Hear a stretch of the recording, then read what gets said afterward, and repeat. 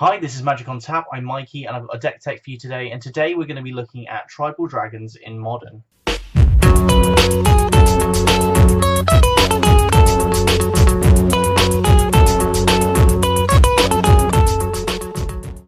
Okay, let's jump right into it. I want to start off with the card that really makes this deck what it is. I'm going to start off with an enchantment card. It's the only enchantment we're going to be playing today, and it's a 2-drop, 1 generic, 1 red, called Dragon Tempest. Its first ability is when a creature enters the battlefield with flying under your control, it gains haste until the end of the turn. And its second ability is whenever a dragon enters the battlefield under your control, it deals X damage to target creature or player, where X is the number of dragons you control.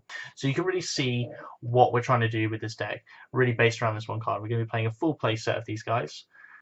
And what we're aiming to do is be very aggressive in this deck. We're playing a lot of creatures very fast and very quick, and we want to make those creatures cheaper to play. Now, saying that, let's have a look at our creatures in the deck. In the 1-drop spot, we have Slumbering Dragon. It's a 1-drop red. It's a flying creature. It has the ability Slumbering Dragon can't attack or block unless it has 5 or more +1/+1 counters on it.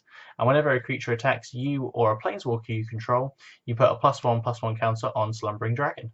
It's very simple. What we're trying to do with this card is we're going to bring it in, deal damage to our opponent if we have Dragon Tempest out. And then also what it's doing in the early game is it's stopping their aggressive creatures from attacking us. So this is kind of our aggressive defending creature, because once they've done about 5 swings, we've now got an 8/8 flying dragon on the field. So they're going to want to hold back and deal with that before it gets too big. It does a lot of work for us against token decks, against aggressive decks, just slows them down a lot and makes them really think about attacking when they want to attack, giving us time to kind of get more on the field. And in the late game, we've got Dragon Tempest on the field. Slumbering Dragon just acts as a lightning bolt, but not just dealing 3 damage, dealing as much damage depending on how many dragons we control. So moving on, into the 2-drop spot, we've got Dragonlord Serpent. It's 1 generic and 1 red. And he has the ability, dragon spells you cast cost 1 less to cost. So it's really simple what we're trying to do here. We're trying to ramp into our 4-drop dragons and our 5-drop dragons to bring them in earlier. And also our other dragons that we have in the deck, making them a lot cheaper to play earlier on, so we can play more of them. The more dragons we can play, the more damage we can deal to our opponent. Next in the 2-drop spot, we have Dragon Hatchling.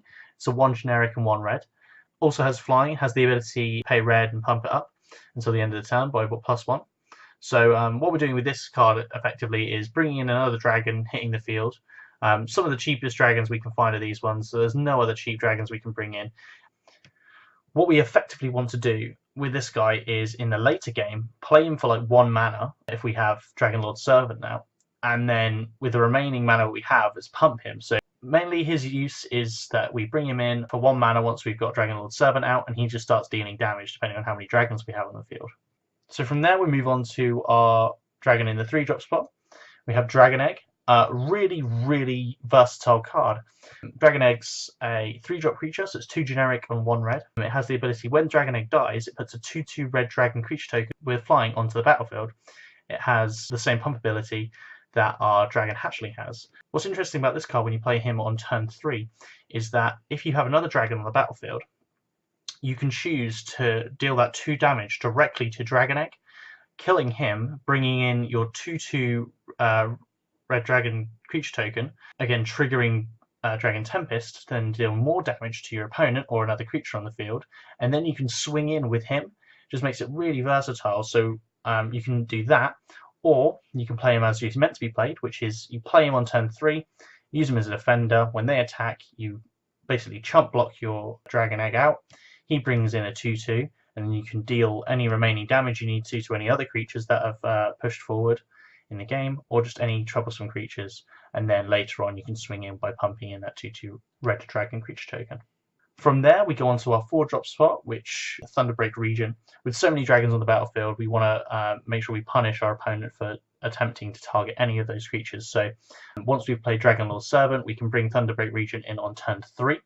He's a 2 generic, 2 red, and he has flying. So if we have Dragon Tempest on the battlefield, he's definitely going to be swinging in for 4/4 damage as soon as he's been played.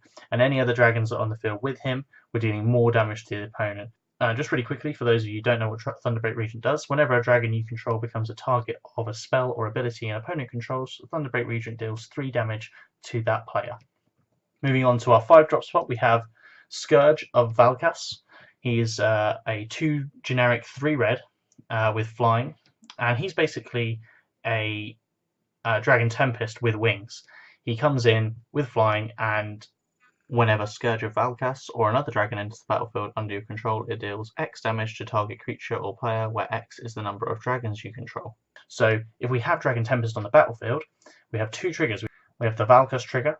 So he's entered the battlefield. We have 3 dragons that stay on the battlefield. We deal 3 damage to the opponent.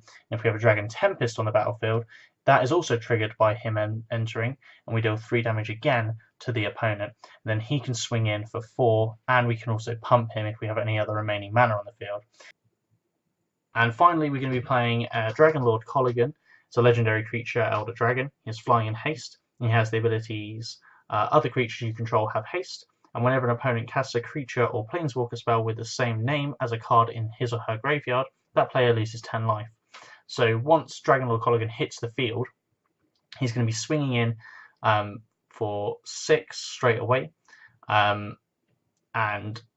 if the opponent has been holding on to any spells that they've already cast, then they're going to immediately lose 10 life for casting that spell to get rid of Dragonlord Kolaghan.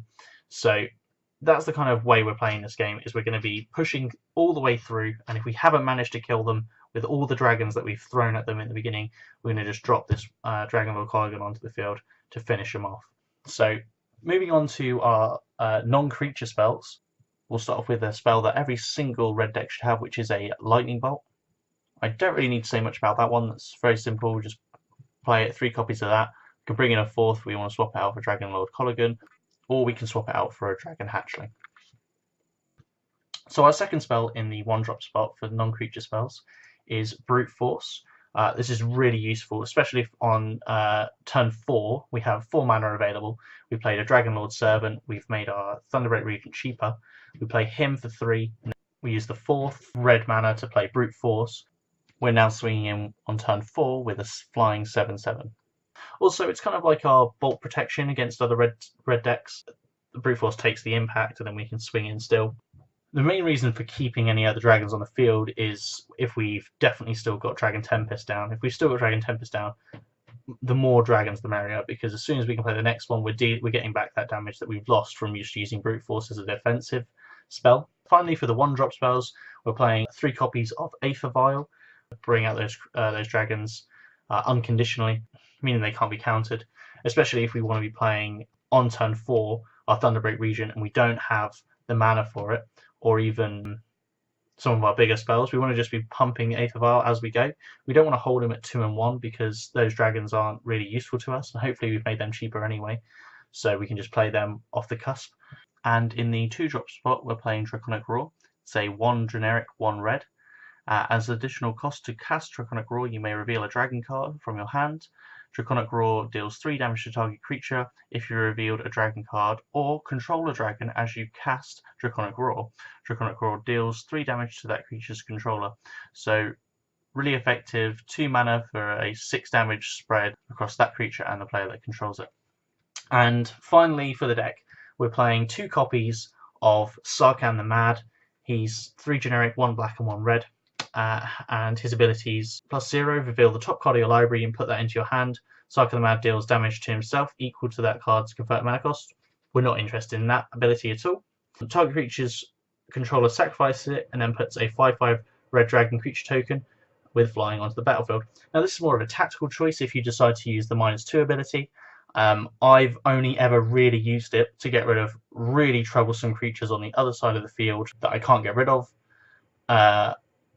But in that case, you're going to be giving the opponent a 5/5 red dragon creature, so if you don't have the means to deal with that creature, you want to be avoiding that. What I've used it more for is to -2 on my own creature, targeting a creature I control, sacrificing it, and then bringing in a 5/5 red dragon creature. And effectively, any of the creatures that I have act as like a big dragon egg. So I can sacrifice a Dragon Hatchling, which is a 0/1, and bring in a 5/5 dragon creature. I get the trigger off of Dragon Tempest, and if I happen to have Scourge of Valkas on the field, I get the trigger off that as well. The main thing to use Sarkhan for is on turn 5, you play him. If you have 3 or 4 dragons on the battlefield, then you want to -4 him immediately. Each dragon creature you control deals damage equal to its power to target player. We're dealing a lot of damage, pretty much guaranteeing their kill. This is one of our win conditions. We play Sarkhan the Mad on turn 5. We're guaranteed usually to win on turn 5, as long as we've held onto our dragons really well. And finally, let's take a look at our lands and our sideboard. I know a lot of people are now cringing at the sight of the lands with 4 Cavern of Souls. You don't need to play 4 Cavern of Souls, but if you want to make this deck competitive, you definitely want to be playing 4 Cavern of Souls just to make sure that you are not in a position where blue is a colour you're going to hate forever while playing this deck. It puts you in a really good position to just play your spells unconditionally without having them countered. The only other card I want to talk about in the sideboard really is Kargan Dragonlord. Kargan Dragonlord's really there to swap out for Slumbering Dragon if we're playing against a deck which doesn't really rely on creatures attacking us. We want to be able to swap the Slumbering Dragons for something that's actually going to do us some work. Oh, and before I forget, the Shattering Spree is so important against Affinity and against like Ensnaring Bridge, stuff like that, which are quite popular in the meta. And throwing back to Cavern of Souls, if you want, you can swap that out for some more mountains. You can even put in an extra Sulfurous Springs. Whatever you want to do to make it cheaper for yourself brings your $500 deck down to a $300 deck.